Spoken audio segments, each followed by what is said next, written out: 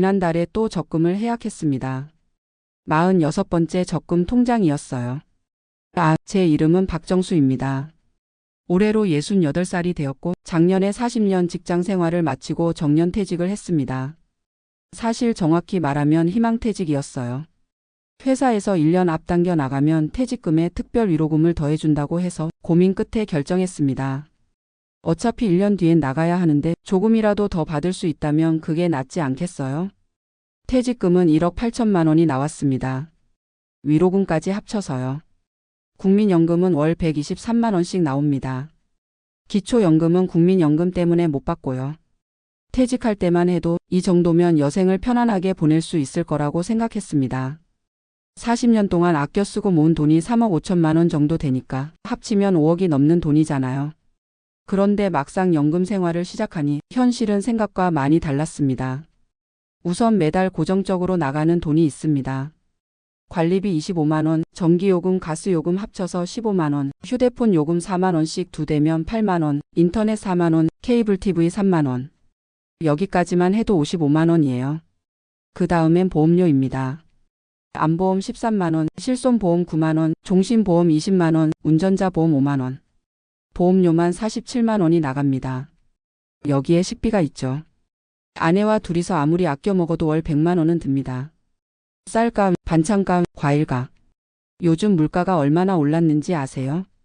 파 한 단에 3천 원이에요. 병원비도 만만치 않습니다. 저는 고혈압에 당뇨가 있어서 매달 약값만 10만 원, 아내는 관절염 때문에 물리치료를 받는데 이것도 한 달에 20만 원씩 나갑니다. 이렇게 대충 계산해도 매달 330만 원이 나가는데 국민연금은 123만 원밖에 안 나오니 매달 200만 원 이상씩 적자인 거예요. 그래서 적금을 깨기 시작했습니다. 처음엔 일시적인 거라고 생각했어요. 퇴직하고 적응하는 기간이니까 몇 달 정도는 어쩔 수 없다고. 그런데 시간이 지나도 상황은 나아지지 않았습니다. 오히려 더 나빠졌죠. 작년 겨울 아내가 계단에서 넘어져 허리를 다쳤습니다. MRI 찍고 입원하고 수술하는데 1,500만 원이 나갔어요. 실손보험에서 일부는 돌려받았지만 그래도 600만 원은 제 주머니에서 나갔습니다. 올해 봄엔 큰아들이 사업자금이 급하다며 5천만 원을 빌려달라고 했습니다. 아들 사업이 잘 안 돼서 힘든 건 알고 있었지만 그래도 거절하기가 어려웠어요. 제 자식인데 어떻게 모른 척 하겠습니까? 결국 정기예금 하나를 해약해서 빌려줬습니다. 나중에 갚겠다고 했지만 언제가 될지는 모르겠네요. 지난 여름엔 에어컨이 고장 났습니다. 20년 된 거라 수리보다 교체가 낫다고 해서 거실 에어컨, 안방 에어컨 2대를 새로 샀습니다. 설치비까지 350만 원. 가을엔 추석 명절이 있었죠. 손주들 용돈, 차례상 준비, 성묘 가는 비용. 명절 한 번에 200만 원이 넘게 들었습니다. 이렇게 하나둘씩 돈이 나가다 보니 어느새 적금 통장 절반이 사라졌습니다. 계산해보니 퇴직 후 1년 동안 쓴 돈이 7천만 원이 넘더군요. 이대로라면 5년 안에 모든 저축이 바닥날 텐데 그 후엔 어떻게 살아야 할지. 밤에 잠이 안 옵니다. 어제는 새벽 3시까지 계산기를 두드리며 앉아 있었어요. 국민연금으로만 생활하려면 어떻게 해야 하나, 보험을 해약해야 하나, 차를 팔아야 하나. 옆에서 자는 아내를 보니 더 마음이 무거웠습니다. 평생 고생만 시켰는데 노후에도 편하게 해주지 못하는 게 미안해서요. 오늘 아침에 은행에 갔습니다. 적금 금리가 올랐다고 해서 상담을 받으러 갔는데 직원이 물어보더군요. 어르신, 자녀분들이 몇 명이세요? 아들 둘입니다. 그럼 노후자금 관리를 잘 하셔야겠네요. 요즘 자녀들 경제적으로 독립하기 힘들어서 부모님께 의존하는 경우가 많거든요. 그 말을 듣는 순간 가슴이 철렁했습니다. 둘째 아들도 작년에 결혼했는데 전세 자금이 부족하다며 3천만 원을 지원해 달라고 했었거든요. 그때는 여유가 있어서 선뜻 줬지만 앞으로도 계속 이런 일이 생긴다면 집에 돌아와서 통장을 다시 꺼내봤습니다. 정기예금 2개, 정기적금 6개, 보통예금 하나. 작년 이맘때보다 확실히 줄어들었네요. 저도 알고 있습니다. 이렇게 가면 안 된다는 걸. 뭔가 변화가 필요하다는 걸. 그래서 며칠 전부터 일자리를 알아보고 있어요. 68살 노인네가 할 수 있는 일이 뭐가 있을까 싶지만 그래도 가만히 앉아서 돈이 나가는 걸 보고만 있을 순 없으니까요. 어제는 동네 마트에 가서 물어봤습니다. 주차 관리 일자리가 있는지. 일주일에 사흘, 하루 6시간 근무하면 월 80만 원을 준다고 하더군요. 젊을 때 같으면 콧방귀도 안 쳤을 금액이지만 지금은 그 80만 원이 너무나 절실합니다. 오늘은 구청에서 하는 노인 일자리 설명회에 다녀왔어요. 공원 청소, 교통안전 도우미, 도서관 정리. 월 30만 원짜리 일자리들이었습니다. 신청서를 받아왔는데 써야 할지 말아야 할지 망설여집니다. 40년 동안 과장, 부장, 이사를 거쳐 상무까지 올라갔던 제가 이제 와서 거리 청소를 해야 한다니. 자존심이 상하는 건 둘째치고 이게 과연 해결책이 될까 싶어요. 월 30만 원 벌어서 뭘 할 수 있겠습니까? 그런데 또 한편으론 30만 원이라도 없는 것보단 낫지 않을까 하는 생각도 듭니다. 푼돈이라도 모이면 적금 깨는 속도가 조금은 늦춰지지 않을까요? 저녁을 먹으며 아내에게 얘기했습니다. 여보, 내가 일자리를 좀 알아볼까 해. 아내가 놀란 표정으로 물었어요. 무슨 일을? 당신 나이에? 마트 주차 관리나 공원 청소 같은 거. 돈은 얼마 안 되지만 그래도 집에만 있는 것보단.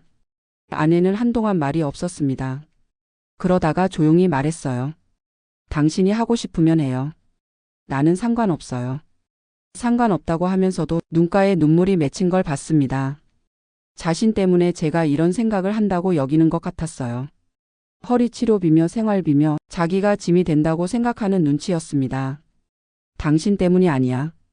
그냥 집에만 있으니까 답답해서 그래. 운동 삼아 나가는 거야. 거짓말이었습니다. 돈 때문이 맞아요. 하지만 아내 앞에서는 그런 내색을 할 수 없었습니다. 밤 11시가 넘었는데도 잠이 오지 않네요. 거실로 나와 TV를 켰더니 뉴스에서 노인 빈곤율이 OECD 국가 중 1위라고 나오더군요. 남의 얘기가 아니었습니다.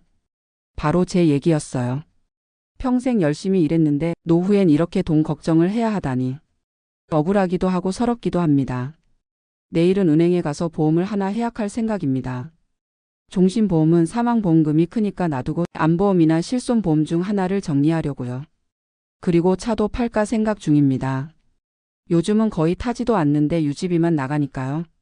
중고차로 팔면 1,500만 원 정도는 받을 수 있을 것 같습니다.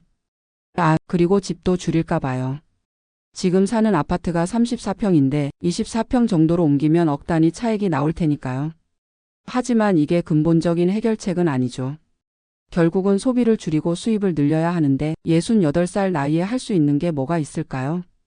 요즘 가끔 생각합니다. 내가 90살까지 산다면 앞으로 22년을 더 살아야 하는데 과연 그때까지 버틸 수 있을까? 아니, 버틴다고 해도 그게 사는 거라고 할 수 있을까? 돈 걱정에 쪼들리며 하루하루 연명하는 게 과연 삶일까요? 어제는 오랜만에 등산을 갔습니다. 동네 뒷산인데 정상에 오르니 도시가 한눈에 내려다 보이더군요. 저 아래 어딘가에 제 집이 있고 그 집엔 아내가 있고 통장엔 줄어드는 돈이 있고. 한참을 서 있다가 내려왔습니다. 집에 오니 아내가 저녁을 차려놓고 기다리고 있었어요. 어디 갔다 왔어요? 그냥 산에 좀. 바람 쐬러. 저녁 식어요. 어서 앉아요. 밥상 앞에 앉으니 문득 이런 생각이 들었습니다. 그래도 난 행복한 사람이구나. 건강한 아내가 있고 따뜻한 집이 있고 먹을 것이 있으니까. 돈이 줄어드는 건 속상하지만 그래도 아직은 남은 게 있으니까. 조금씩 아껴 쓰면 어떻게든 되지 않을까. 하지만 마음 한구석엔 여전히 불안이 남아 있습니다.